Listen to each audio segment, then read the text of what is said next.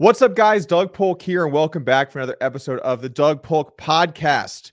We've been doing weekdays weekly every Tuesday, so that's going to be the schedule moving forward. We've been kind of doing that anyway, but want to let you guys know when you can come back and find more of these podcasts.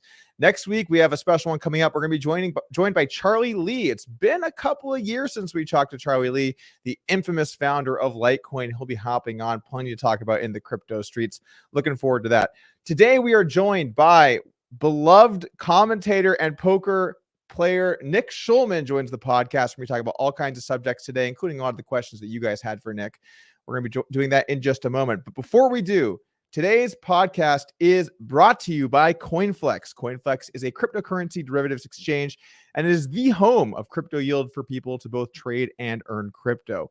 The CoinFLEX platform provides an array of products that serve investors and traders of all skill levels, from passive beginners to active experts. What I'm most excited about with our new partnership with CoinFLEX is exploring the many opportunities that people can use to make money today.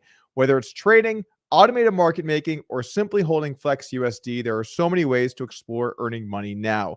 CoinFLEX can help you make the most from crypto, allowing you an opportunity to take charge and chart your own course to your financial destiny. So what are you waiting for? Head on over and check out CoinFLEX at www.coinflex.com. Legal disclaimer: none of the information contained here constitutes an offer to buy or sell any currency, product, or financial instrument, to make any investment, or to participate in any particular trading strategy. Moving on, let's now introduce our guest today. Nick, thank you for joining the podcast.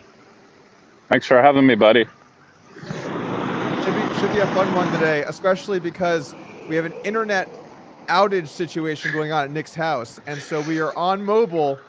And Nick's taking a walk, guys. If you're on video platforms, you can see him walking around. Going for a little walk. Apologies, guys, but yes, I have internet issues at the house. I actually have had a little internet problems here myself. Not with the hard line, that's been good, but the Wi-Fi has been spotty and it's been driving me insane. It's always the Wi-Fi, Doug. It is always the Wi-Fi. The person that I bought this house from, their access points, they had two options. They had option one, make it look nice, or option two, make it really good internet. And they went with option one. And as an internet lover, it's hard to see. You just hate to see it. Yes, you do. All right, so let's talk about a little bit of what you've been up to lately. What's new with you? What have you been up to? Some commentary at Poker Go, I assume, playing some poker. What's happening? Yeah, I haven't commentated since the main, which was, a few months ago, but playing some poker online, relaxing at the house, just gearing up for the next move. You know what I mean? I don't really know exactly what I'm doing right now, but everything's good. Next physical move or next business move, or what do you got lined up? I'm just kind of being general, but I'm going to Florida for the Seminole Hard Rock stop. I'm excited about that. And yeah, same old kind of, Well, let's talk a little bit about your commentary, because over the last, 5 years or so, I would say you've become an absolute front runner as favorite commentator to listen to when it comes to poker. I think that most people, at least that I know, would say that you're their favorite commentator. What's it been like for you starting to commentate more often and seeing the social response from people in terms of your ability there? Oof. The internet might have gone out here. Oh, we're back. We might be looking at the shortest podcast to date, guys, here. Let's see if Nick's internet can turn the corner. You could see me, right? I can see you now, yeah.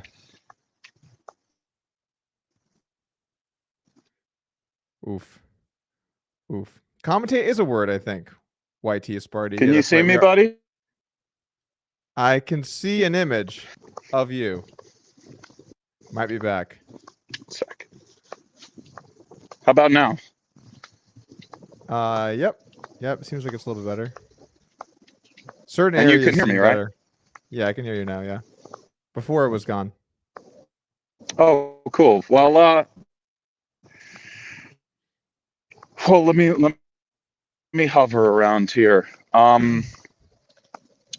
Yeah, I don't know. I really appreciate it. It's it all kind of snuck up on me And yeah, just want to continue to kind of Oh man, I think try to put my we might be best looking foot at forward a GG here, because I think here and the there. I internet. mean, I don't know. I really appreciate it. Of course. Hold on. I'm going to text you. Okay, let's see what we got going here. All right, guys, we're gonna just briefly try and change locations here to see if we can get the internet going, and if not, then we'll be. If not, we will be back at a later date. But Nick's gonna try and change locations, and we'll see if we can make it happen.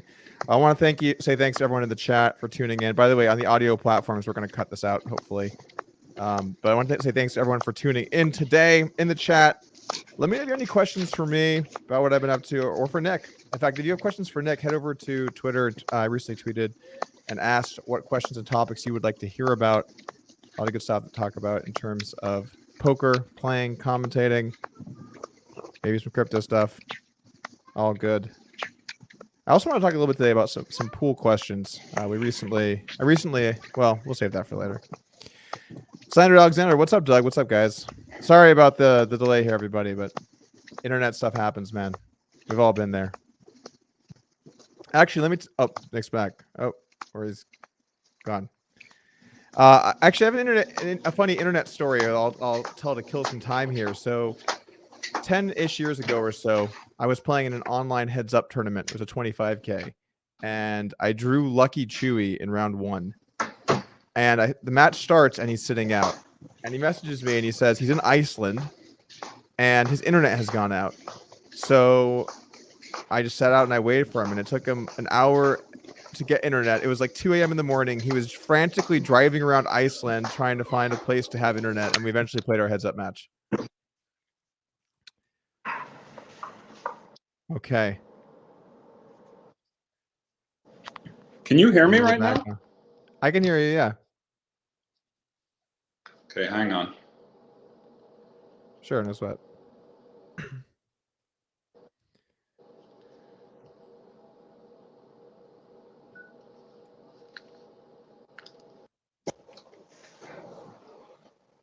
Yo. All right. Seems like we're good.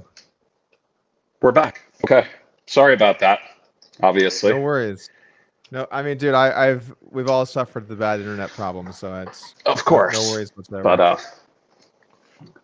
so what were you saying, Doug? I feel like you were saying some stuff, but yeah, I didn't catch any of it really. Little bit. Well, I was just killing time about telling bad internet stories, but I was asking before we had the issue before. I was talking about your commentary, and when I see you commentate events, or when people see you commentate events, there's a genuine excitement that you're there commentating. And I feel like in the last 5 years, you've really sort of come into your own as one of the premier commentators. Is that a word? Someone in the chat was definitely a word. A commentator, one who commentates. Right. Anyway, I was going to say, I feel like you've really kind of come into your own as one of the premier commentators in poker, and there is a bit of a I would say there's a real wave of people that just love your commentating and love the passion you have for it. And at least when I listen to you commentate, I feel like there is a genuine fascination and love for it that comes across in the way that you commentate. Do you feel that, or tell me a little bit about your commentating style? Well, I mean, I really appreciate that. I definitely feel that. I think it's natural for me to kind of like to talk about a hand for great lengths of time or what have you. And the spots are very interesting. And a lot of the spots I get to commentate on are just very interesting for sort of lifelong poker player like myself. So yeah, I mean, I really appreciate it and strive to kind of keep enjoying it. I mean, that's of course important to maybe being engaging, or, you know, if something feels like it has a real energy where the person is engaged and, you know, legitimately enjoying themselves, that's a good thing.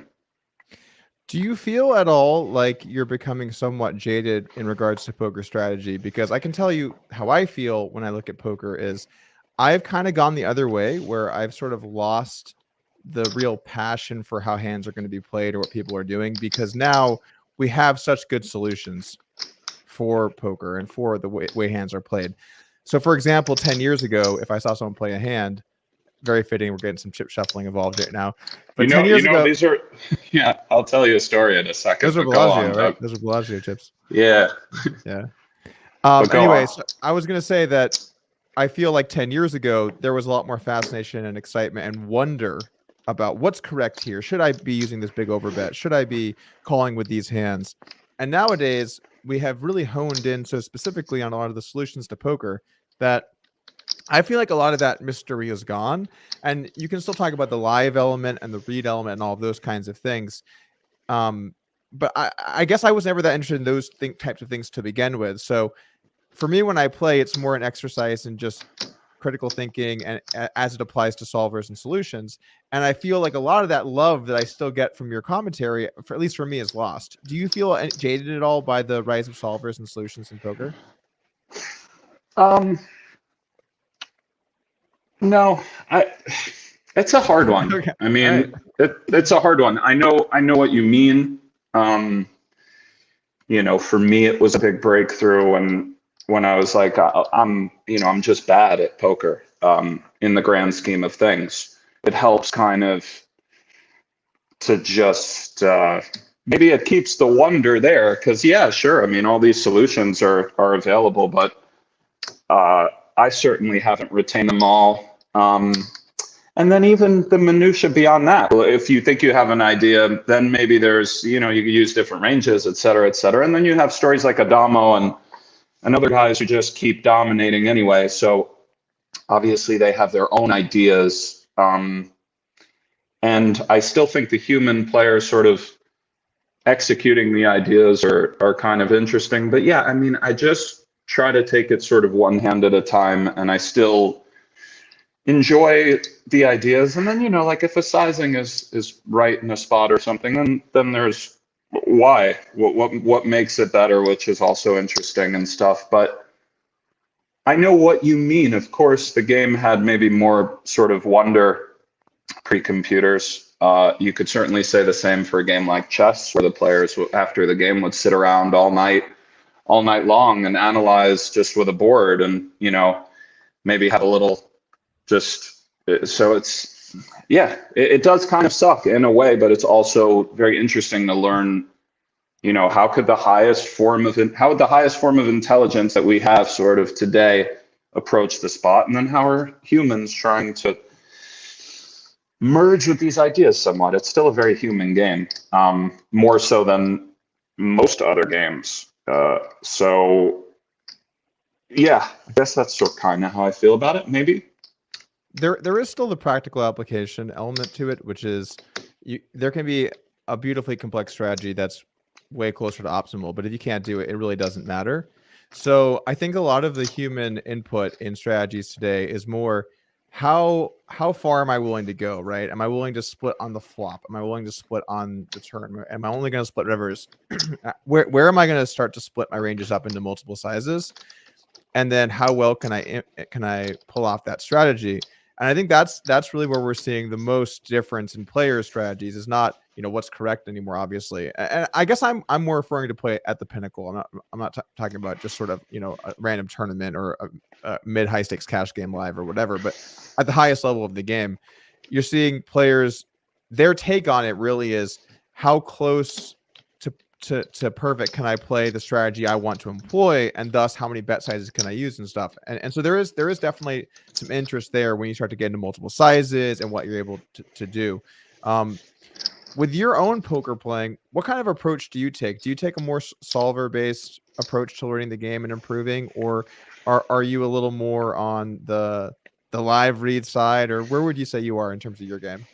Well, I can't unsee the kind of live reads and think I have, just from my experience and being a mixed game player, a limit player, we see a lot of rivers and stuff, which actually is, I thought about that recently the other day. I was talking about live, but it is true. We probably see more, just showdowns. So over the years, but it's a very solver-based kind of approach. You know, I would say I work with some amazing people that I'm thankful for, and we review spots like everybody else kind of playing, but you know, it's there's a lot of material out there with poker. If you want to get better, you have to just kind of try to trudge through it. I mean, it's there's a lot of stuff going on, and the issues for players can sometimes be how do we mix it all and actually play well?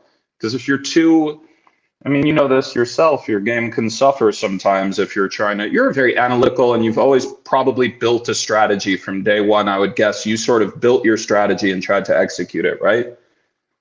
Yeah, and then you fine tune it as you go along. For me, you know, I was just out there guessing, just playing the biggest games of the world, stone cold guess and trust the gut, baby, for years. So I cannot remove that part of myself from myself. And at times it's always this war where, you know, the more stuff I look at, the more moments I have of I'm bad. I can't believe I butchered this spot. I don't even know the pre-flop. What am I even doing?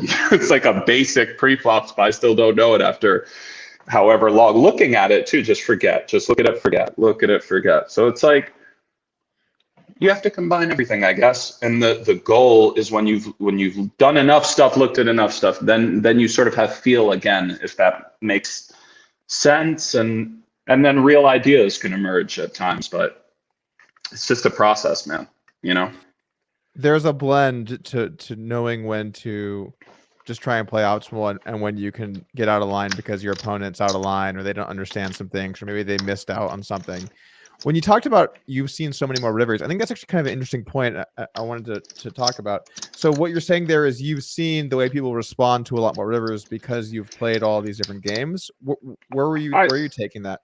I suppose so. Yeah, literally hands shown down on the river live. Let's say if one collects these data points, you know, I've seen a lot just from the mixed game days and playing live limit cash games. People are making lightning fast decisions. Then the river comes and somebody has a little, you know, we all have our humanity. So, I mean, I suppose I've collected some of these moments over the years just naturally without even thinking about it. It's one of those when people talk about live reads, if you have something, if you feel somebody is one kind of way and it's solid, you know, of course this should trump everything, or almost everything. I'm not saying I have this all the time, but you know, when one plays live, if a moment like that shows itself, you know, take it. Do you have any moments like that you'd care to share today? What was a moment where you really tuned into something and you ended up being correct or wrong? I guess either way. It does happen, you know. I mean, I don't have a go-to like got ya kind of hand. I mean, I guess I do. I can just think of hands where a little something happened and it's like, oh, you know, call. I mean, and of course times I've been wrong. Like, you know, you're a poker player yourself, buddy. I know I'm also a poker player, but I'm not one of the ones who makes these reads. I usually try and just push those to the side. I've had some of those online because obviously when you play a game type a lot, you start to recognize things that happen over and over again. And sometimes when you're playing heads up with someone and they're raising in spots consistently that just shouldn't have raises or have very low frequency raises, and you realize, oh, this guy's fucking with me. You get that vibe, like you know when someone is just way out of line in some spots, and then that might influence you to kind of play things a little bit differently. But I guess I was kind of more honing in on just the live portion of that. But yeah, no, it's interesting though. I was talking about a spot like that the other day where, you know, even online, like when a size is just so weird and you've sort of been here before and kind of feel it's one way or the other. I mean, that's pattern recognition. And I'm sure you've had a lot of timing tell stuff over the years. I mean, it tells today are maybe a little bit fewer and farther between, and they're not the Oreo cookie, like got them, you know, it's just a little sense. I mean, do you ever just talk to somebody in life and you're like, man, this guy's kind of just full of shit a little bit. I can't explain it. They're a really nice guy, but you know, and sometimes you're wrong. They turn out to be just salt of the earth, but often you have that sense maybe they're, you know, a little bit of a phony or something. It's the same thing, the way the chips, it's the same stuff, you know, and you just collect these senses over the years, I suppose. Makes some sense. So for solver work, I know that you're close with a few of the guys in Vegas, right? I know you're at least somewhat friends with Landon, I think. Very, very close with Landon, very close with Chewy, and we have a few others that we work with. One of them's in Vegas. We got a guy in Denmark, shout out Denmark. But yeah, it's, I mean, every poker player does this, and it just kind of is what it is, I guess. What were your thoughts on the challenge that Landon played against Bill? I know we talked about it briefly, but what were your thoughts on that? What parts of it, I guess? Well, I guess the challenge in its whole, and then how Landon played specifically, and then the decision to quit. All three of those things. So the challenge, I'll tell you a little bit about how I met Landon and stuff like that. I was looking at spots with Chewy,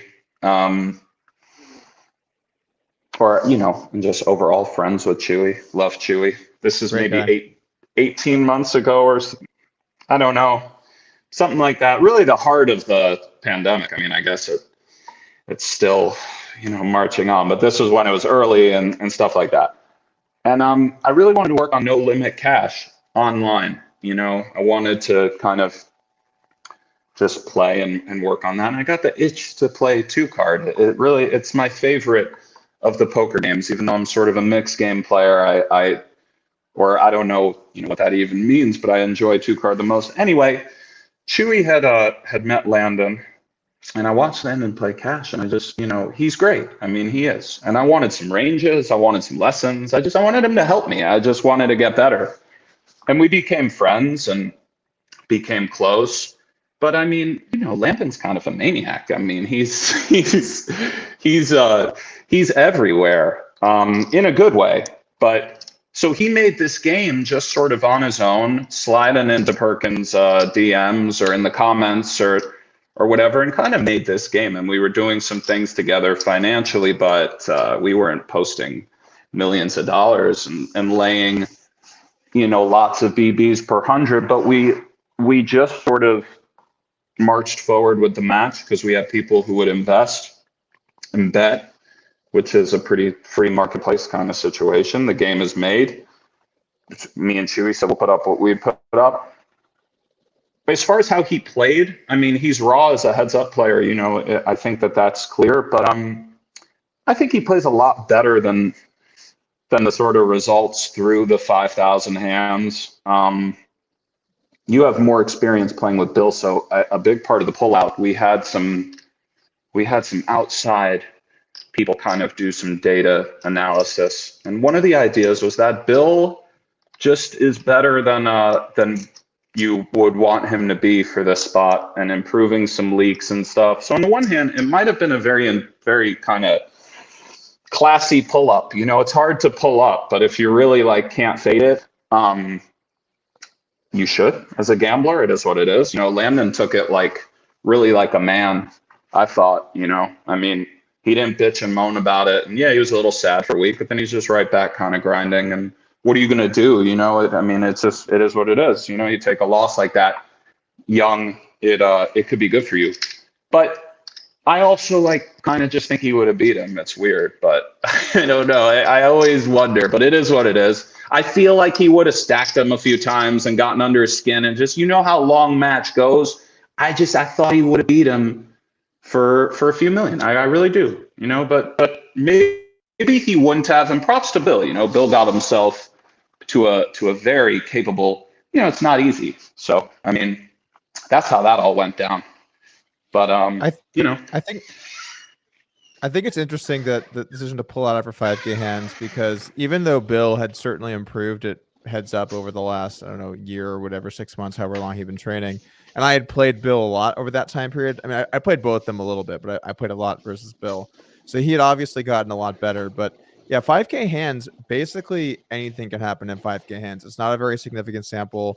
And you also don't know how people are going to play when there's real blood in the water, because it's one thing to be able to play well when it's even, you're up a buy-in, down a buy-in, but Then when someone gets stacked 10 times in a row, which happens in heads up over the course of a challenge, that's really when I think the better player can shine, because if you can take that kind of heat and then come back strong and still play well, you're obviously going to do way better than people that tilt or maybe just can't hang in the pocket. I'm not saying Bill couldn't. I'm not saying Landon could necessarily. I haven't played nothing either one of them to know, but I do think that for Bill, it was a little easier to keep it loose because he's expected to lose. He's getting paid a bunch of BB per 100. It's not his career. I feel like he's just doing this on the side while he's on the boat in whatever country, just surfing the waves and learning about turn check raises or something. Whereas Landon is, this is obviously a much bigger spot for him. So it would have been interesting to at least see, I guess, some real swings happen before it came to a halt. Yeah, definitely, bro. I mean, it would have, and we never will. We'll never know, as they say. I mean, maybe they'll play again, but yeah. I mean, for me, I grew a lot richer for the experience. I was thankful to be around some really terrific heads up kind of poker minds and all of that. And I think Landon did as well. And we tried. We got beat. We quit at a quarter of the way through. There's no other way. There was some internal stuff that I kind of feel like maybe some people got involved who were a bit. Every team that doesn't get the W though feels like that, So we can all kind of only control what we can control. But end of the day, that's what happened. And I mean, I think the team's analysis was that he's probably winning 6-7 or what have you, which maybe he's not. Maybe he's winning more. Again, we'll never know. But still, 9 BBs per 100 is a crazy spot. I mean, you know all about that spot, and it's actually pretty amazing that you beat Daniel for that amount. When you look back on a match like this or other matches I've seen played, a lot of hands where the win rate's not that much, or it can even go the other way. It's a crazy amount. It really is. At the end of the day, it's a lot. So part of what you saw there is just that, like, it's a big spot. He laid Daniel my lifetime win rate, or sorry, he laid Bill my lifetime win rate in heads up no limit. So basically my entire career win rate over all my hands, including just obviously the spottiest of spots, he laid to Bill, who was going to train for several months. It was ambitious, and it's nice to see kids get out there, have some ambition, take a swing, Scared money doesn't make money, baby. We'll be back, Absolutely going to be back. Going back to the commentary a little bit, because I wanted to hone in on this a little bit.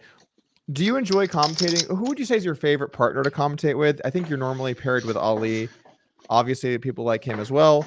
But who is your favorite person to commentate poker with? And also, who do you think is the best match for you? You think it is Ali? Well, yeah, probably. I love Ali. I mean, I mostly commentate with him, so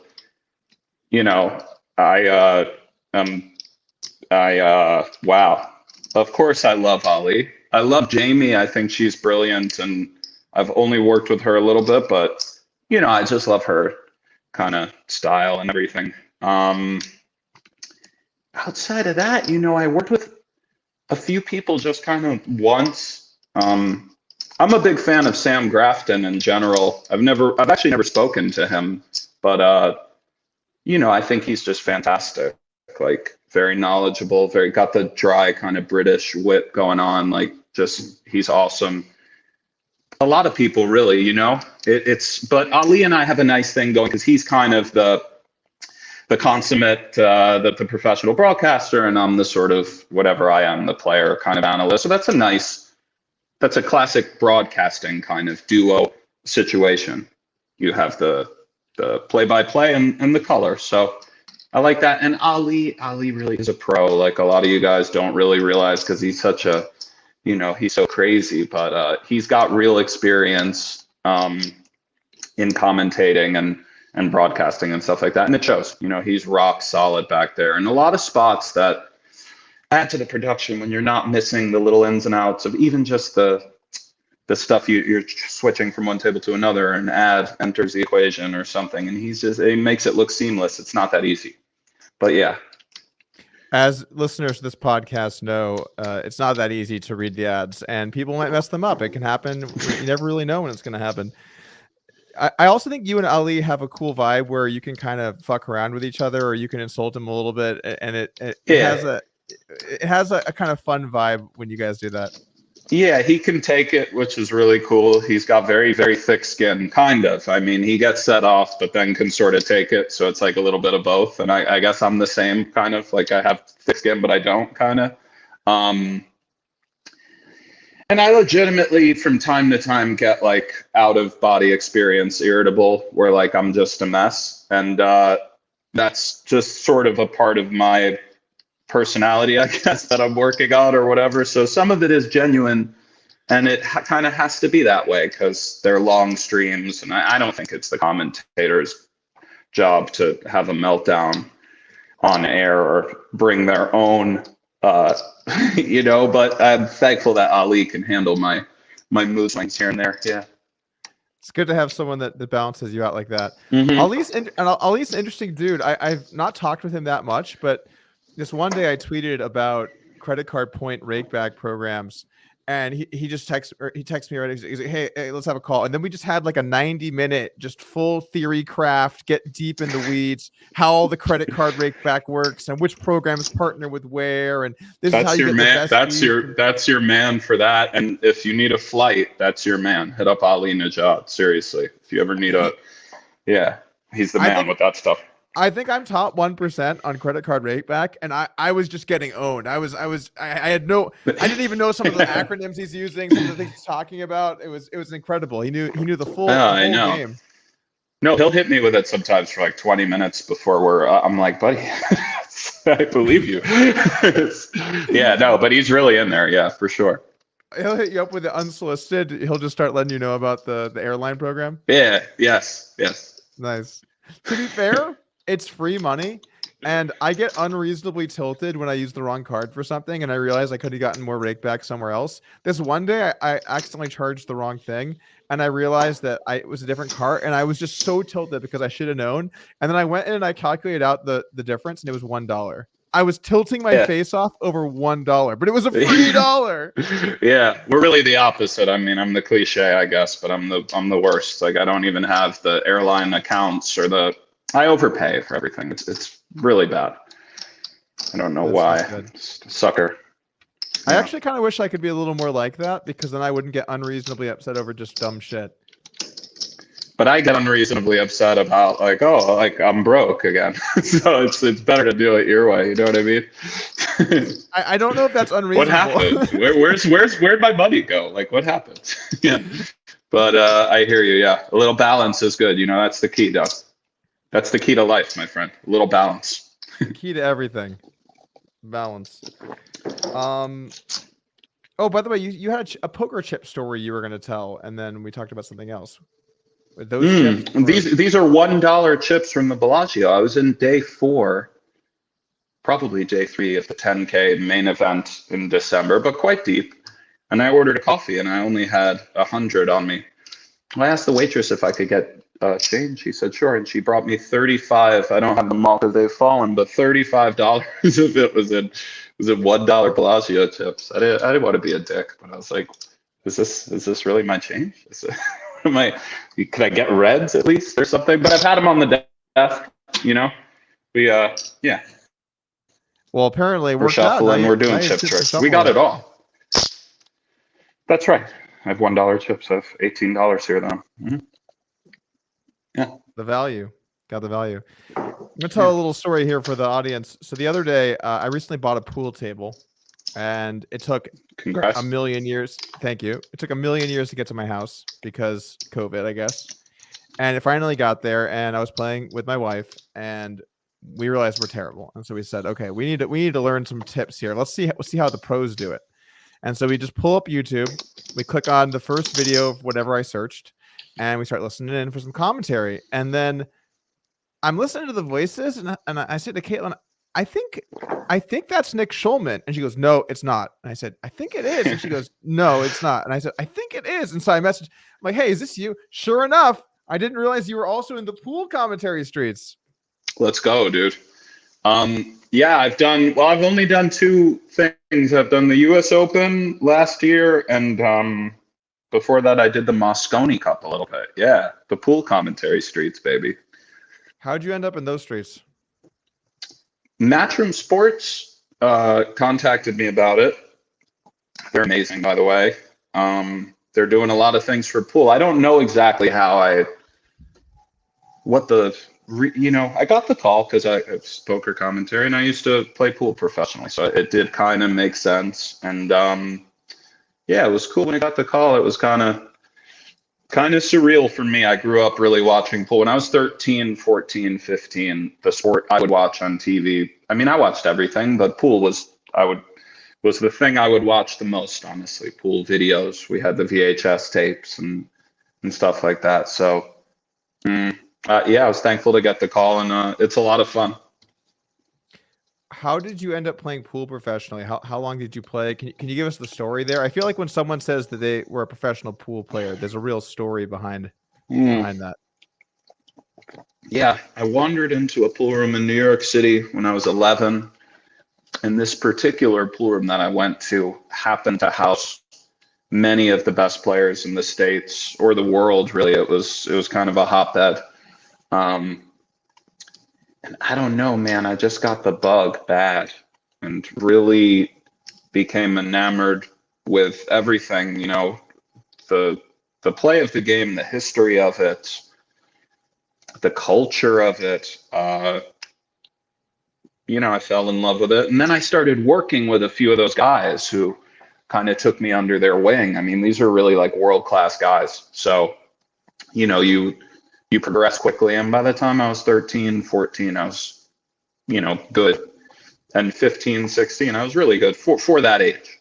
And I traveled around. I played tournaments. We played money games, like in weird spots. And, it's kind of what it sounds like. Is there what are the games for money like with pool? Because one of the good things about poker is that you get the buy-in, chips around the table. So it's pretty rare people get scammed. Once in a while, you'll see that someone went all in, got called, and they left with their chips. I've heard that story occasionally, or maybe you'll see an occasional angle like that. But in pool, I imagine that there's all kinds of scamming that goes on when it comes to getting paid. So what's that process like in the pool world? Well, I mean, people develop reputations that are, a lot of people have solid reputations as sort of stand up people in the pool rooms and stuff. No problem. You don't need a post or anything. A post means put the money like on top of the light, or like Ernie is holding it over there. Ernie put it in his safe, like, because there are shenanigans. But a lot of these guys are solid, and if you play a match and then you're just like, fuck you at the end, I'm not paying. You don't really, those guys don't have too much longevity with that move, or, but you got to be careful. I don't know if you guys can see me, by the way, but Doug just texted me that he kicked his power cord out. I'm assuming you can't see or hear me, people at home, but maybe you can. So, I mean, here we are. Hope this shuffling isn't too annoying. It probably is. I know I know you can really hear it, but wow, he's gone. Kicked out the power cord. That's yeah, I've done that move. I'm just alone. I'm just sitting here alone. I don't even know if I'm online or not. I mean, don't do anything crazy, I suppose. Just don't say or do anything crazy. I need this guy back here, man.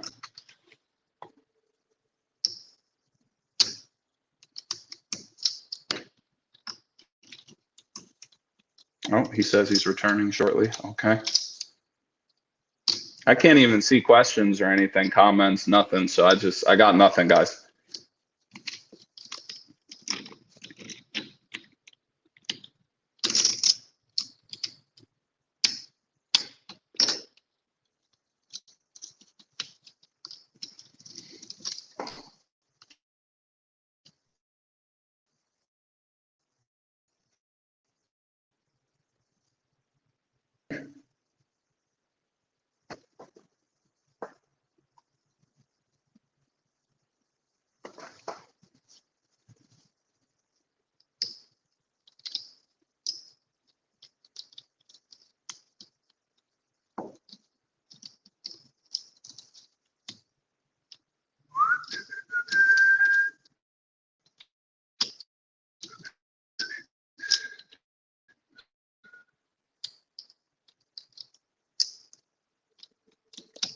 He's returning shortly. You guys still there?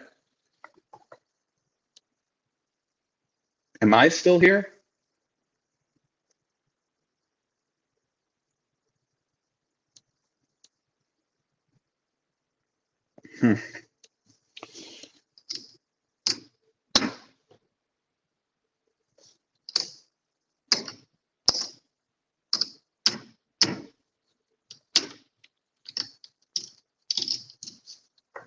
I'm on my phone, by the way.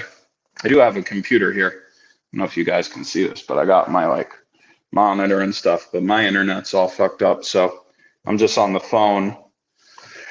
And Doug kicked his power cord out, as he told you guys. Again, I don't even know if this is live or if I'm just talking to myself, what I do sometimes. I guess we all have to talk to ourselves sometimes. But yeah, I need him back. This is he's probably got like a big setup there. So when he replugs, it's probably a whole operation, you know?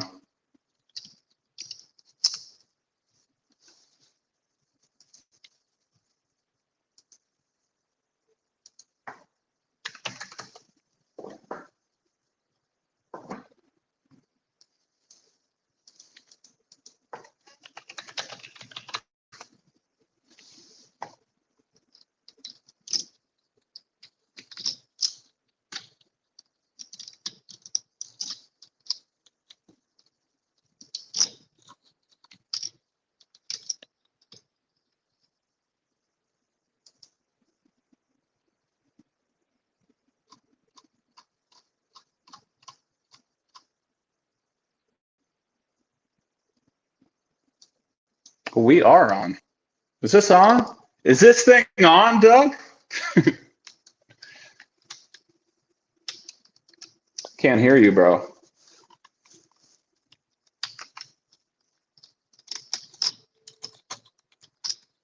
Hello? You're back, man. Thank Okay. God, dude. Okay. Sorry to everyone in the chat today for all the technical difficulties. By the way, I kicked out my power outlet, but I feel like kicked is too loose of a word. I looked down, I nudged the cord, and it was 1/3 of the way in. It's amazing that this thing was even going to begin with. I don't know how that went down. Wow. Yeah, maybe you saved yourself from a worse, spot by identifying the problem with me, Maybe. Possible. I also got hit with the instant Windows update. Oof, So I know. It turned off, and then I'm like panicked trying to get it back on. It said updating 10%. I'm like, oh god damn, are you kidding me? I know. Of course, get the Windows update going. I know. Okay, we were talking about pool. But yeah. We're talking about shady characters. You build up a reputation. That's right. Like any other world, really.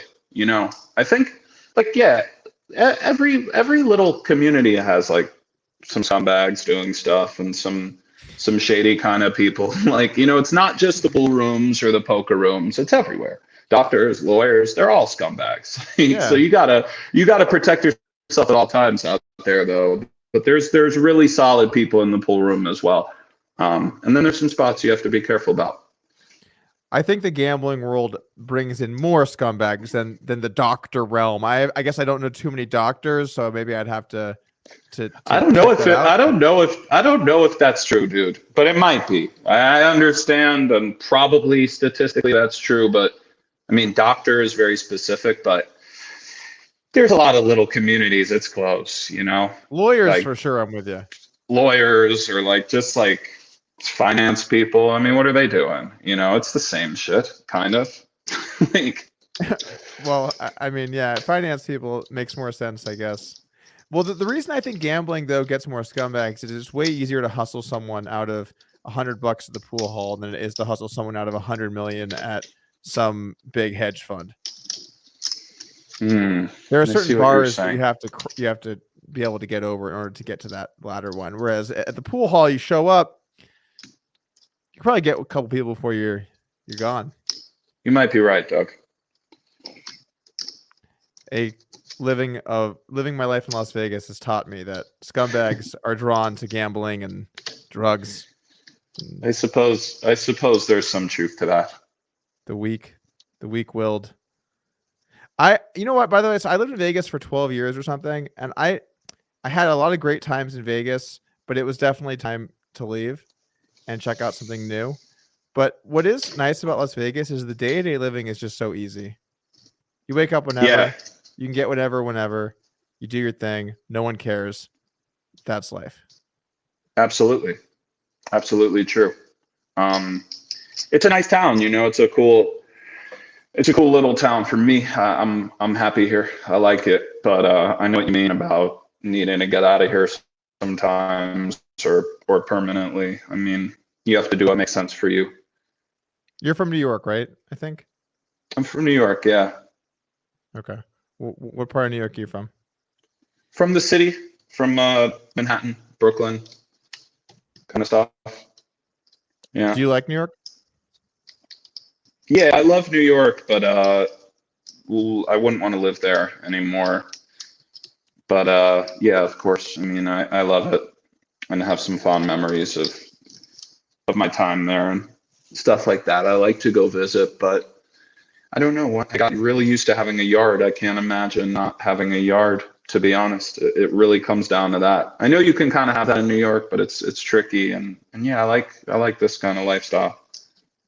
What's interesting about New York is that there's a certain kind of person that I think just can't fathom living anywhere else, where it's just the action, just how active it is there, how many people are in such a small area, how many businesses and restaurants and bars and the financial world and everyone. It's a who's who in New York, where I think once you get in that mindset and sort of get into that, it's hard to imagine living anywhere else. But for me, I went to New York. It's a cool place to go visit, and there's a lot of great food, obviously, but I didn't feel drawn in that way that I think a lot of people do.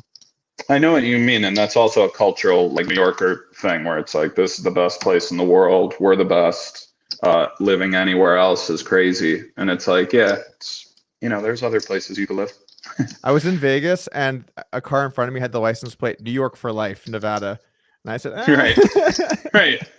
What are you doing here then, pal? Yeah, it doesn't exactly make too much sense. Fees recently moved to New York about 8 months ago. How's he liking it?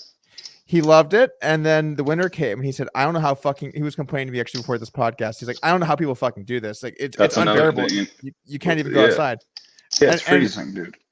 I mean, I said, okay, sure, fees, but everyone told you this when you're like, I'm moving to New York. And I'm like, oh, it's going to be cold in the winter. He's like, oh, New York, it's so great. I love New York. I'm like, all right. And then it's cold and he's bitching to me. It's like, I don't know what you get to choose these things. You could look up average temperature. It wasn't like a shocker out of left field. It was cold in New York. Who knew?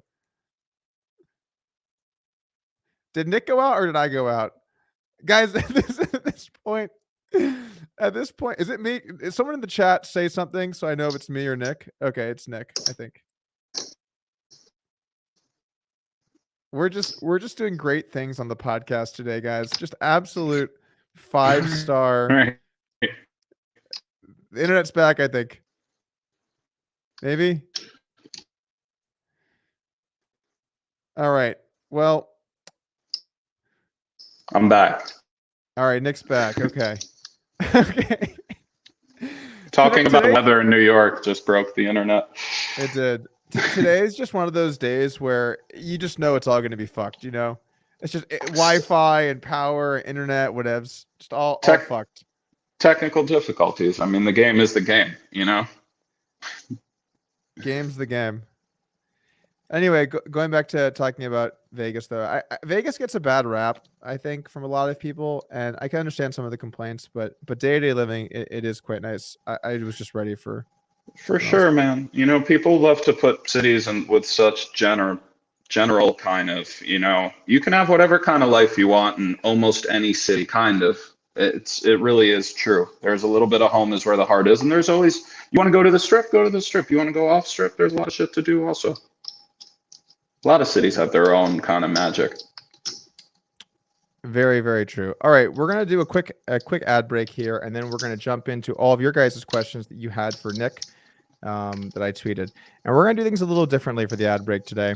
I just wanted to talk for a second here about CoinFLEX because I mainly just read off of flexUSD ad read here in the middle, but I just kind of wanted to explain a couple of things about CoinFLEX, what CoinFLEX is. So CoinFLEX is an exchange. So you can buy and sell cryptocurrency. And it's also, well, it's actually a derivatives exchange. So you can buy and sell cryptocurrency, and you can also trade futures. So basically you can make money from the market going up or going down. And it also allows you to provide liquidity using the AMM Plus. So you can provide liquidity.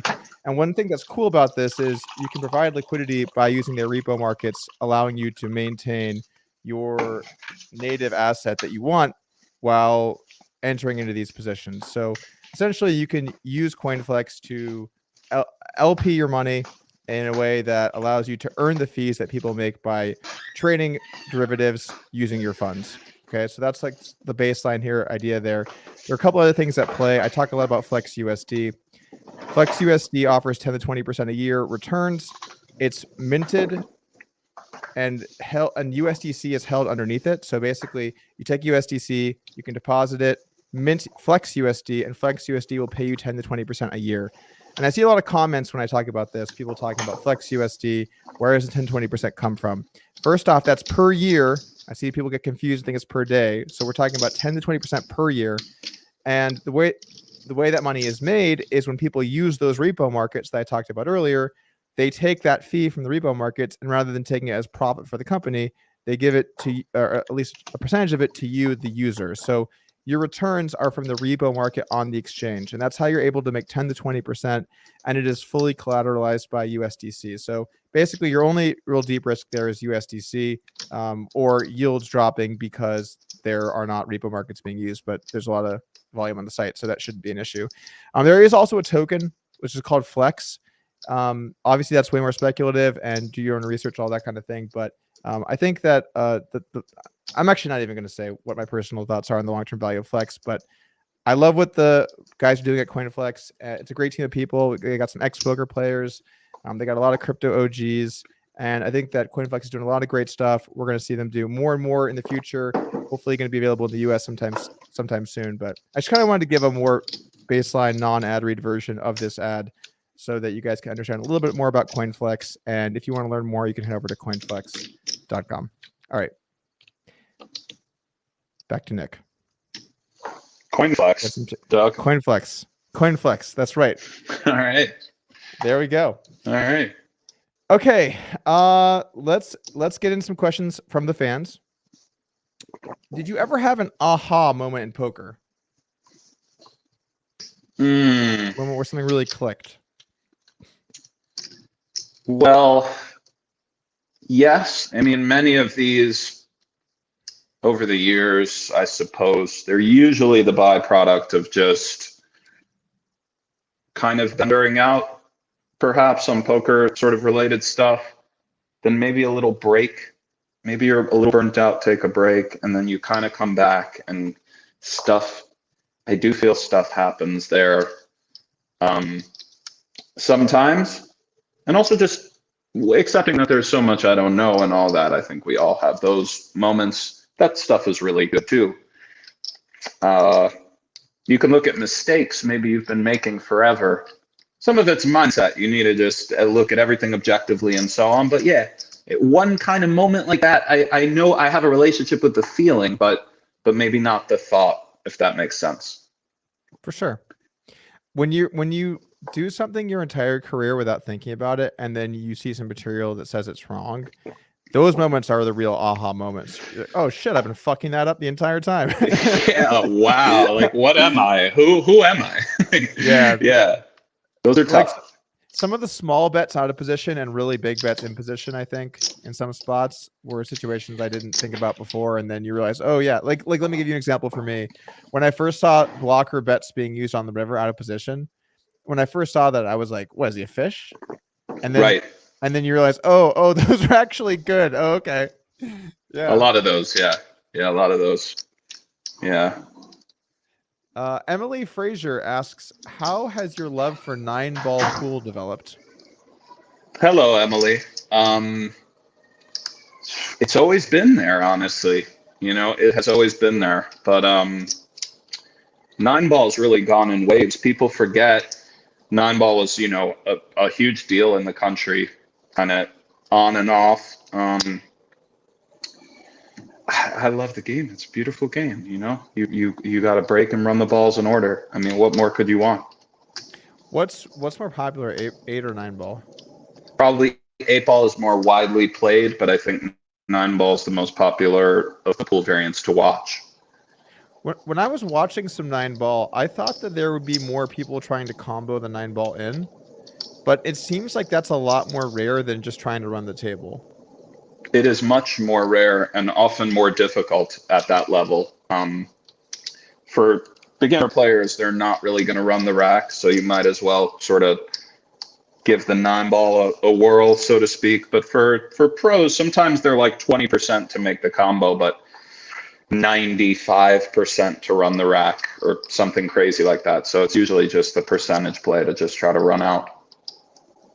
That's interesting. Yeah, I guess as a fish, you're thinking, man, it seems a lot easier just to get that 1 ball in. Exactly. Yeah. Yeah. So is there? So do pros play both though, or is pro play specifically 9 ball? Because I don't even think I saw one 8 ball match at the pro level when I was just doing some YouTubing. Yeah, there are 8 ball, prestigious 8 ball stuff, and I mean all pros are capable of playing everything because they execute too well not to be able to play the variants. But you have specialists, and you also occasionally have somebody who's like really world class and like in poker you have a guy who's like amazing at Raz, but like that's their game kind of. You see that in pool a little bit, like you have guys who are like really elite in 8 ball or what have you, but not the other games and so on. I guess if your execution's good enough, it doesn't really matter which game you're playing. You can create a strategy on the fly and be pretty good. Yeah. Makes sense. Brian Ulch asks, in the 8-game mix, what is your strongest and weakest game?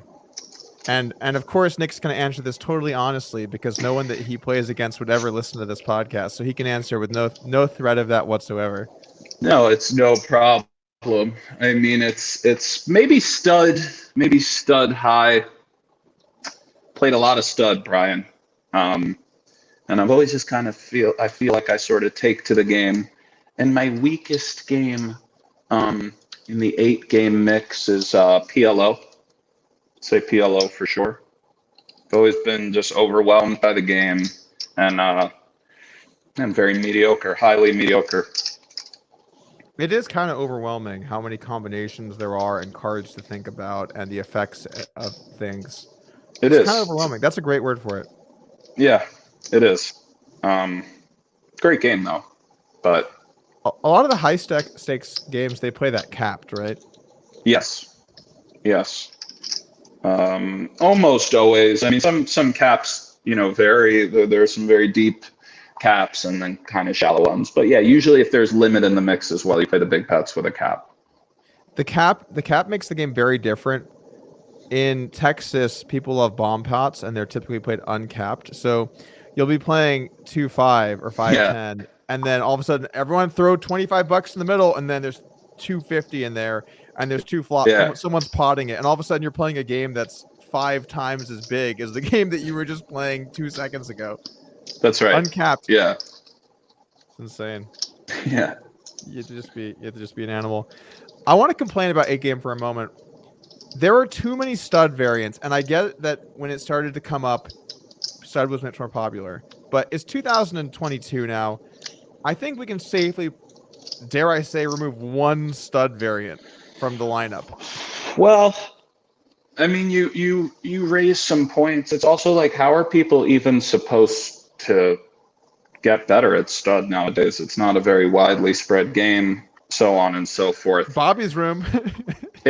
Come on down to Bobby's and try to learn. I mean, the sobering truth is perhaps the limit games are somewhat dying out, and they might die kind of with our sort of generation, or maybe not. Maybe they'll march forward and kind of live. There'll always be games spread, but in the 90s or even the early 2000s, stud and limit poker on TV was very, you could sit around and watch like a stud final table at the World Series or something like that, and it had a little romance about it, which it doesn't really seem to kind of have anymore. I mean, the 50K tournament is nice, but it's really like a cash game kind of thing. in a very small community. I know what you mean though. If there's 4 stud games in the mix, or it's a lot for a non-ring sort of stud player. I mean, 8 game is a lot of fun. I've played a good chunk of 8 game heads up. I played some online, played some little bobbies. You were taking some pieces against me, I think. I sure was. I got fucking buried betting against this guy. So Doug came to Bobby's looking to play everybody heads up. And this was maybe, what, 10 years ago, Doug? Oh, no, it couldn't have been 10. 6? Really? 7, 6? Couldn't have been 10. I mean, you would know. So if you say it's 7. Well, 10 years ago, I was basically broke. So I don't think that I was showing. Okay, fair enough. But anyway, yeah, I mean, I'm not going to name names, but Doug waxed everybody playing heads up mixed games. I thought it was impossible. And then I realized I'm just naive. It's not, it's a little video game, and he gets the high score more, I guess, than my friends, or certainly did over that week. I could tell you that. Well, I mean, those guys played almost all ring 8 game. Not some of the guys that you've played have played a fair amount online of heads up or 3-handed. So it was, I was surprised. But yeah, bravo. I mean, thanks. I guess heads up. Like I guess I would assume you looked at ideas on 3, which already you were doing things that a lot of them didn't do. It was as if you had much more experience in the heads up realm of poker, which you do. So it was kind of like, I think some of those ideas actually carried over, but it's impressive because mixed games are a lot, that's a big sort of learning curve. I think in heads up, if you just sit down and your strat's gonna be, I'm gonna fight to win as many pots as I can, you're gonna do okay. You're at least gonna hold your own somewhat. Obviously you might punt off some stacks here and there, but sitting down. It's interesting. It's interesting that you say that though, because I remember at the time talking with the mixed game guys. We had a little group of us trying to beat Doug, and huddling around trying to figure out what was going on. But it was always that you're very, like, annoyingly passive and sticky, and that you check a lot. It would be like he just checks all the time, or like he'll like call and check. But I know that feeling. I know that sentiment when you play even your heads up no limit game. I mean, obviously this is like a massive oversimplification maybe, but you check, you're not scared to check the flop. Like, you know what I'm saying? Stylistically, maybe. I think people are sometimes surprised how quote unquote passive you might seem for stretches or with certain hand classes and just things like that. I remember that was a big takeaway from those couple of weeks, that it felt like you were, but then, you just kept winning a few 100,000 a session. So God, maybe passive all the way to the bank. I mean, I don't know. but yeah. That's not, that. I mean, for those stakes, it was like 50 big blinds was. Of course, but really, still. It was not. Yeah. But still, I remember that feeling that people were talking about with you. When you're new to games and you have to play really wide ranges, I think that playing passive in a lot of situations is pretty good, because you're going to have a lot of weak hands. You don't exactly know where you are in there, and so you prevent yourself from being way too weak in some later street spots where people can kind of pick you apart. So that was definitely kind of went into it, I would say. My for sure. And then at no limit, I'm just a station, so that works out pretty nicely. Yes. Yeah, those were some fun days. Those were some good times. Good times were had. Okay, moving on to the next question here. How often do you play live now, and what stakes? I really mix it up. I haven't played live cash too much lately. Just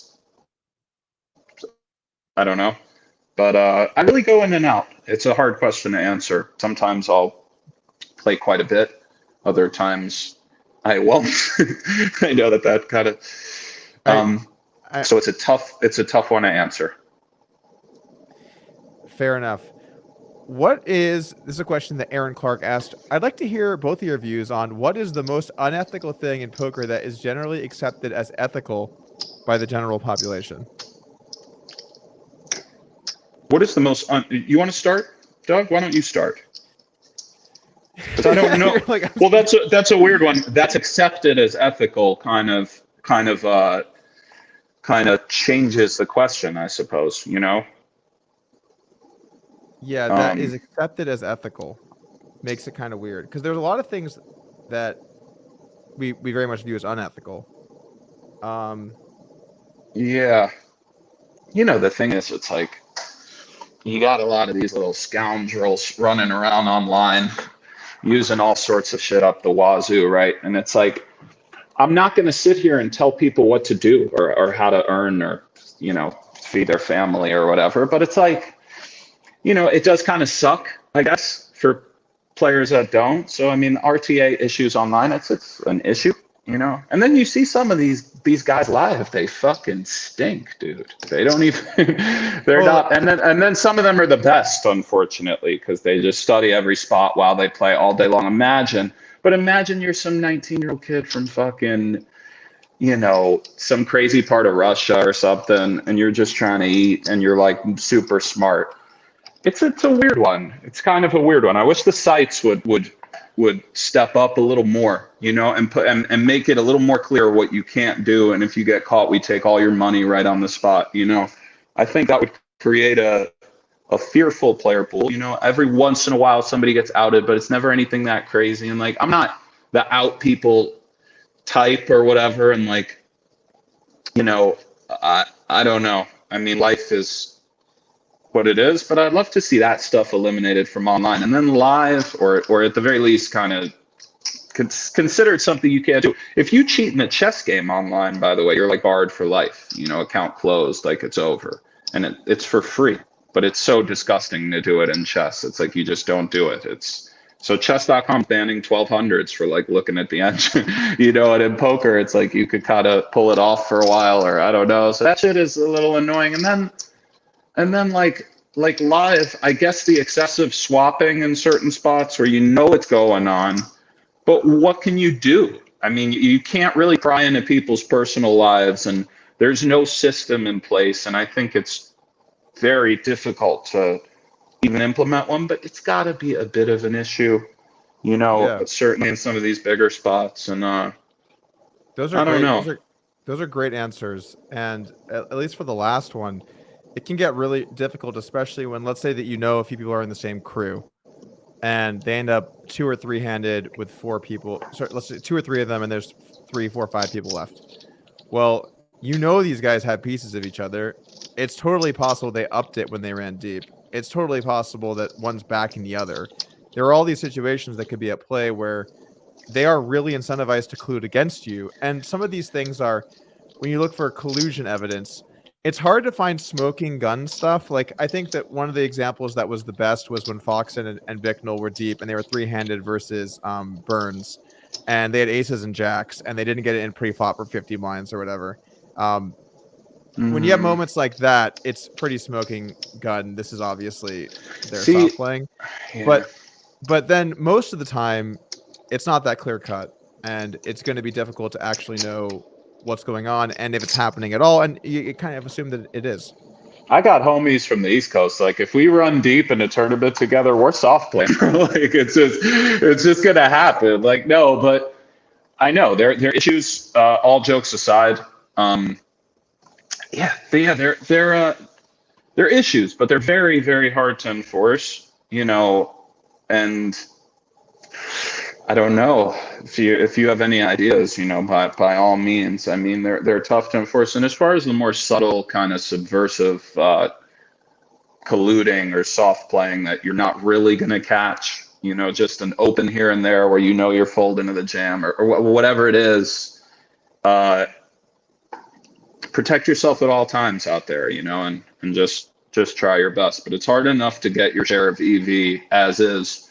Now you have shenanigans and stuff like that. It's those are issues, you know. And it's just like, the poker world is so big, and I feel like nobody ever gets caught like really doing anything. So it's kind of like, you know how in the NBA no one ever gets caught for steroids, but you know, like, obviously they're doing some stuff, right? Sometimes I feel like, I don't know, I wish there was like I don't know, man. But I like where this is going. You wish there was a what? I wish there was a group of vigilante fucking like gangsters who, if you do something like the old days, you got to go back in the office. Remember when De Niro took the blackjack guy to the back and said you could either leave with the hammer or like the chips or whatever, and he's like or whatever, yeah, I'll just leave the chips, you know. Like I wish, because it's like, you know. Well, like, But a lot of poker players and gamblers are very ethical as well. They just have a code, and they also respect the game. And tournament players, I think, especially my generation, maybe that's whatever, but like some of the young guys are, I don't know. But I know some of the players who've seen each other for a while are pretty solid. But anyway. I would think the younger players have pretty good ethics. They're fairly high morals, because I think the younger generation views poker as more of a game of intellect than not a game of angling and deception. I agree. I just don't trust any of the Eastern Europeans, even the American ones, and I don't trust the Asians or the South American players or the Americans. You know, listen, Canadians are fine. Canadians are fine. They're fine. Yes, the Canadians come in peace. Absolutely, yes. I've never been worried about a Canadian account before. No, I'm kidding. I know what you mean. I think there's a lot of truth to what you're saying, but you know, there's still some guys out there, little weasels. Absolutely. Get yours, son. Absolutely protect yourself at all times. And to piggyback off the nothing seems to happen to anyone bit, Mike Postle cheated on stream for 2 years, and criminally got off, and then I'm sure he's totally fine. He's just walking around having a good time. No one does shit. That's right. You know, and I would never advocate. I'm not one of those like to advocate, but that's right. You know, you don't really go to jail. You don't.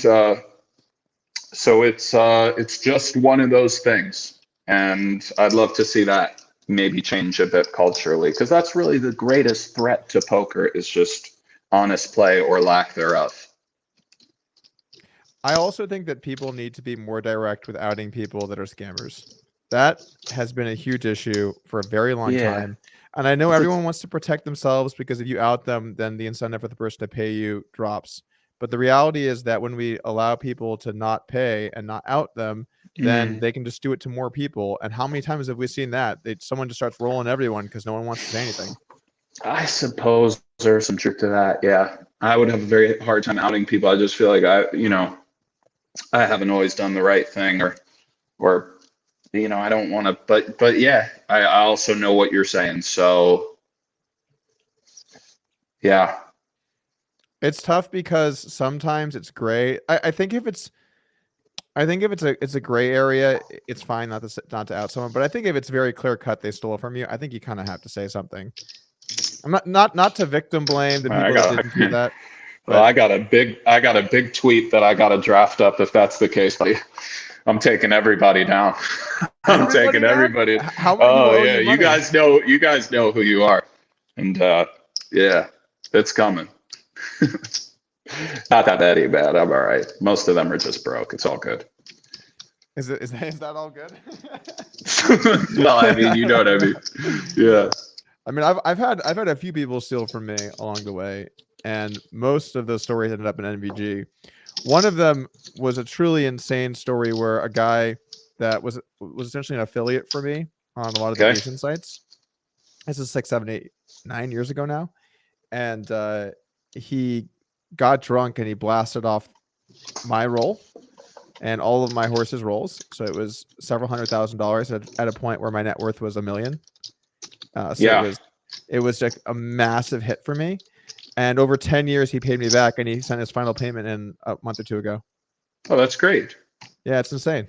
Well, I mean, that's really cool. That I know you can scam somebody and then just pay them back kind of, and that's good. That's, you know what I mean? Good for that guy. It's better than not paying you back. I mean, it is, you know.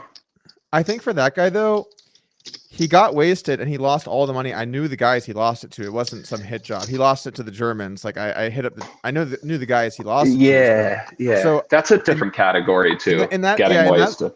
In that spot, I felt like I'm inclined to believe this guy. He obviously didn't end up with the money. He made a really horrible mistake here. It'd be way different if. Go ahead. No, I was going to say I've made some bad mistakes, compromised before. I think you were going to say if there was a premeditated stealing of the money versus getting like hammered and dusting. It's different for sure. Who hasn't dusted off some money hammered? Who hasn't gotten hammered and done some dusting? I suppose some people, I suppose. Good for you. Probably some people have.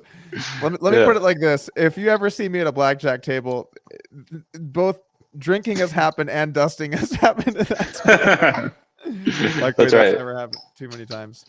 All right, let's grab a couple of. Ooh, actually, you're into chess, right? You're I love chess. I love chess. Do you play competitively? I mean, you know, not really. No, I've played some tournaments. I've played some. Well, I played some rated classical chess. I haven't for a couple of years, but I was at a time going to tournaments and stuff. I was really into it, but yeah, I've kind of fallen out of it. I guess it was the pandemic, really. I would play Fridays in Vegas. We had a classical game rated that I would go play. I loved it. It was shout out the Las Vegas Chess Center. I think they moved maybe. They were amazing though. There were it was cool. And yeah, I don't know if there's really like a rated chess scene in Vegas right now, but hopefully there will be one soon or what have you. But yeah, I'm just so bad, man. I'm just so bad. It's disappointing, but I love the game. And I really enjoy it. Yeah. The great thing and the worst thing about chess is that you always end up at a level where you're constantly frustrated by how bad you are. It doesn't even matter how good you are. You're eventually going to play someone that's just better than you, and then you're going to do some stupid shit, and then you're going to lose, and you're going to be like, why did I do this stupid shit? I should have clearly seen this thing happening, and I just didn't see it.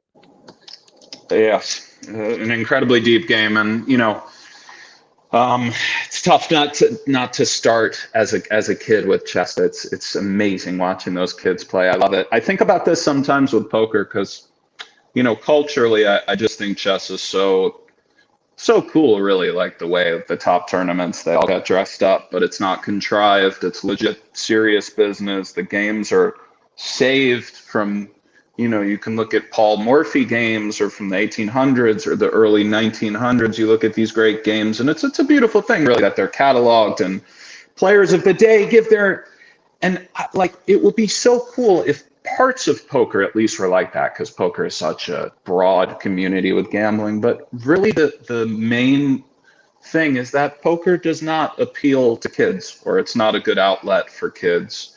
It could be, sure, if you just look at the solver and make it like a little game, or I get it, there's a world where it could be, and they could get very good probably. That's another question I think about. Like, take a kid starting super young, just grinding pre-flop and post-flop, and how good could they be at like 10? Or probably not like chess. They're amazing at like 7 sometimes. I think kids are still too, where it's not all open information. But how good could they be at like 10, 11? Probably pretty good. But anyway, I'm rambling. But chess is so cool because it's such an amazing outlet for kids. Look somebody in the eye, shake their hand, and play. And you only have yourself to look at if you lose. And so I just think it's so great. I play a little with my daughter. She's 3, but it's so exciting. That's cute. She plays the same moves every time. She just moves every pawn up 1 square as opposed to 2, and then starts making illegal moves. But still, she loves setting the board and the way the pieces move and stuff. And it's like, man, I'd love to share that in poker with whatever little kids, or get them in there and then have this more dignified kind of community. Throw some suits on, go to non-casinos to play. Do a little press conference after, have Adamo up there talking about irritated, wants to go home, like Magnus style. That whole thing would be so fucking dope, but it's not going to happen because poker's too weird and seedy and all over the place. And I think it just is what it is. But chess is such a vibrant kind of community, and just, there's nothing more pure than this too, guys. Like the highest rated chess players it's crazy. Everybody could play now. The game is everywhere, so it's rather amazing when you really think about it. Absolutely true. Hikaru came on this podcast a few weeks ago, by the way, guys. If you haven't checked that out, you can do so. Yeah, I love his stuff. Is so good, his content and everything, and he's amazing. I saw him beat a friend of mine at I'm sure he won't mind this story, but But Hikaru made a big score in the park one day off a buddy laying him some crazy time odds. Like Hikaru, he had like fucking versus a master, like, you know, I mean, Hikaru is a super GM, but he had like maybe 18 seconds to a minute, just waxed this guy out of tons. It was sweet, dude. Well, he only had 18 seconds total? 22, maybe 22 seconds to a minute and a half, maybe. It was beautiful. Just bang, bang, no problem.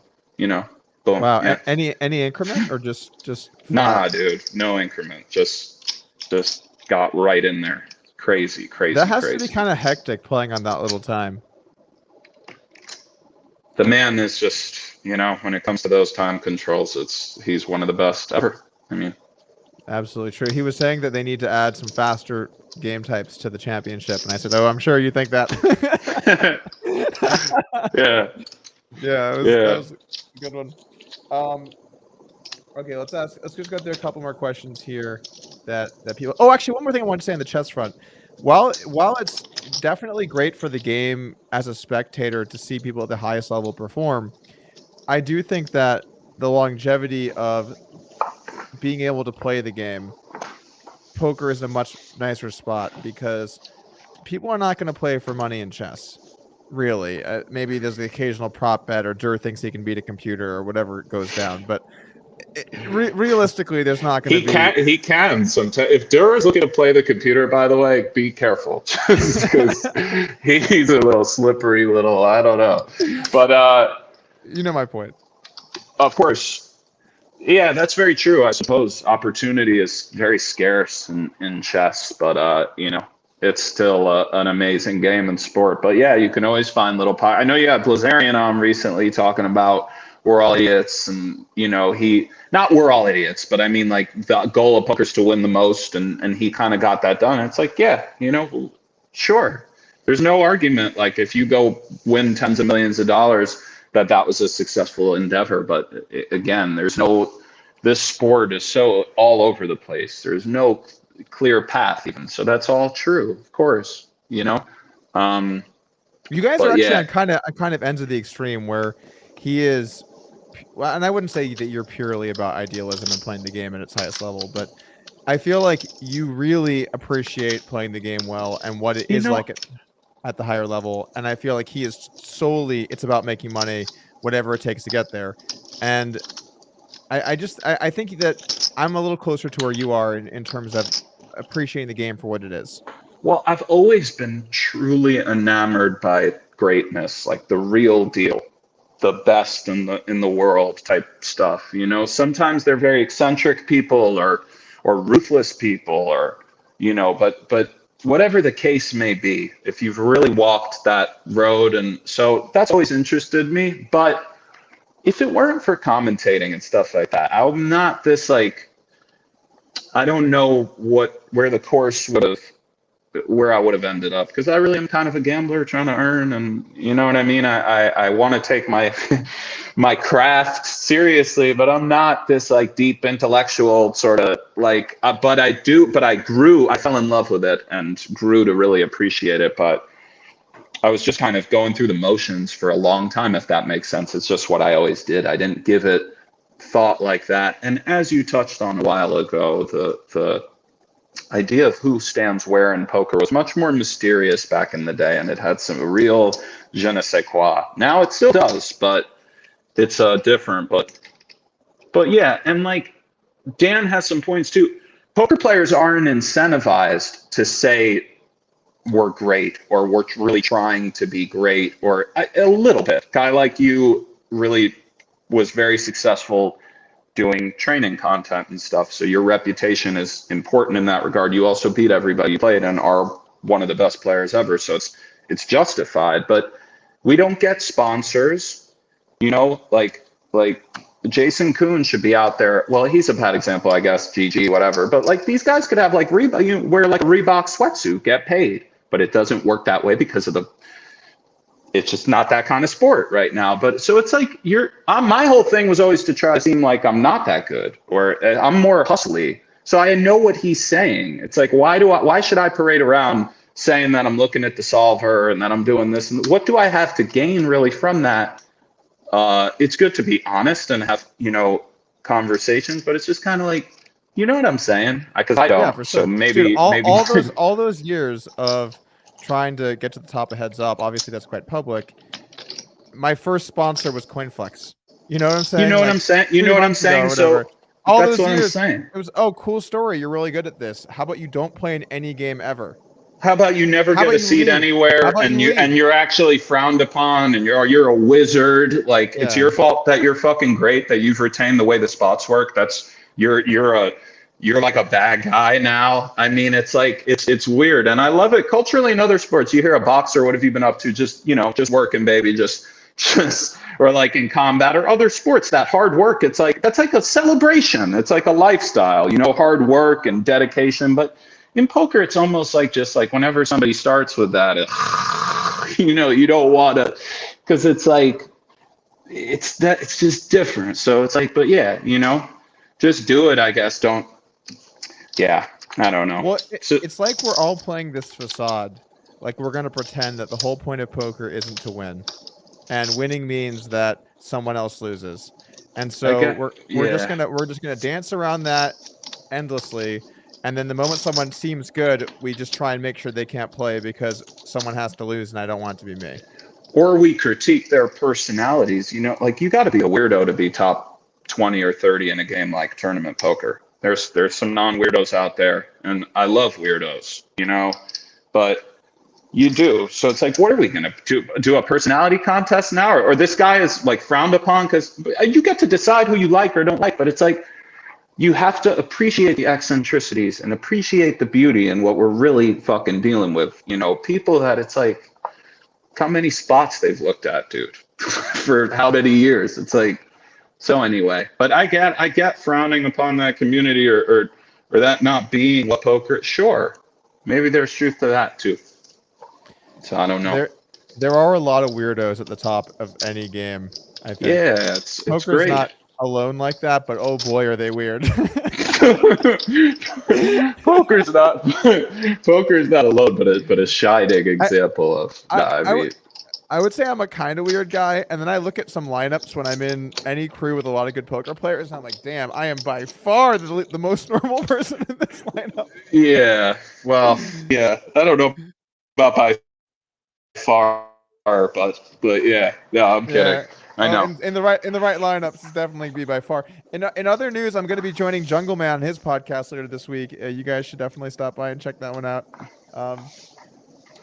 Jungle has a podcast now? I think I'm his first ep. I think he wants to get in the mix on the podcast game. I hope I'm not ruining the surprise for him, bro. Wow. Yeah. Shout out to Jungle.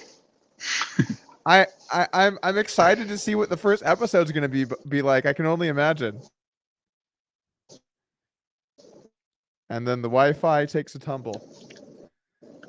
Oof. Yeah. We're good. Hold on. I've got I'm back? one last question for you here, Nick. Yeah, you're back. Okay, shoot. All right, this one was something I came up with here. On a scale of Alan Kessler to Bryn Kenny, how degen are you?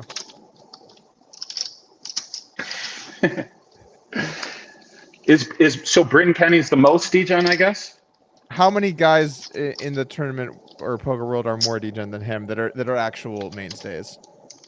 A lot, dude. A lot. Who's more degen than Bryn? I'm not going to name names, but I mean, I haven't known BK to dust it off in the pit or on, betting sports or so on. He's not, but yeah, I'm a little more on the BK side than the Alan Kessler side. Yeah, but nothing crazy. A lot of it is shtick. I'm trying to have a nice life too. I'm not trying to throw my life away firing on the ponies or whatever. Like a lot of it, I'm just joking around. I have those old school, like, yeah, don't get me wrong. I mean, we might not be cut from the same cloth as gamblers, but I'm trying, I don't want to be a self-fulfilling prophecy or anything. I like to joke around, but there's some truth to it. Yeah, I enjoy a wager from time to time. I like how you took that and you went from on a scale of Kessler to Bryn Kenny, and then you made it about how you're more degen than Bryn Kenny. That was basically the takeaway from that. Yeah, that's right. So on a scale of Alan Kessler to Nick Schulman, where would you put yourself at? That's right. Yeah. What's the biggest percentage of your bankroll you've had in the line in any particular game? 3,000%, perhaps 3 to 5,000%, I would say. Yeah. That qualifies. Yeah, I think so too. How did that happen? Borrowing money, man. I like the Steelers tonight, you know, fucking can just, or somebody putting me in on the finger, you know. Poker spots where I'm not getting staked, but I'm just borrowing and firing 100% of myself, and, you know, rich friends, baby. That's all. No, but I mean, yeah, that's just, I'm just, not anymore. I'm being honest. Over the years, yeah, for sure, I've done things like that and had people willing to kind of just go get them, Nick. You know, I've had a crazy life, kind of, man. It's not no recommendations here at all. I am what I am, I guess. I guess I always just viewed you as pretty rich from poker. Maybe that was not wrong. the. I'm not even a winning player. No, I mean, I did well over the years playing cash games, and I've made some mistakes. I've done well in tournaments, and I'm going to try to keep doing well. Yes, I've had my share of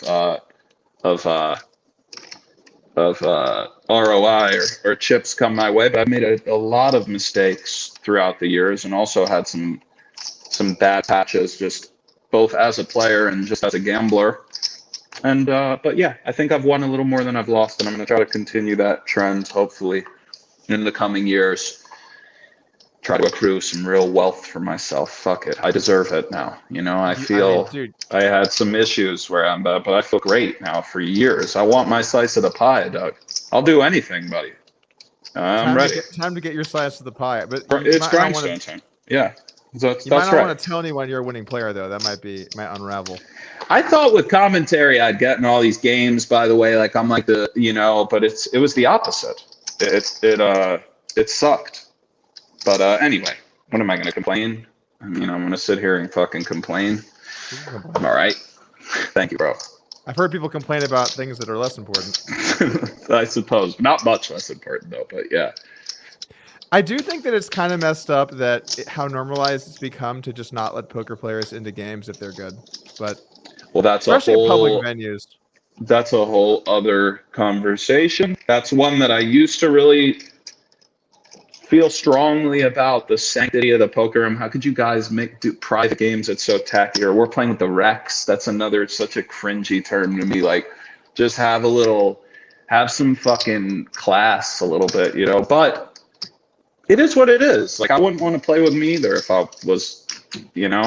I wouldn't. So I get it. And then, like, it actually really just is what it is. Nobody has to play with anybody. What are these? Nobody owes anybody anything, Doug. You know this.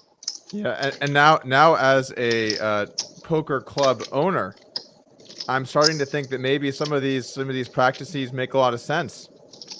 Well, I mean, just try to toe the line, my friend, down there at what is it, the Lodge? The Lodge. Try to toe the line at the Lodge. I'll come down if I'm in town. Where are you guys at? Texas? Cool.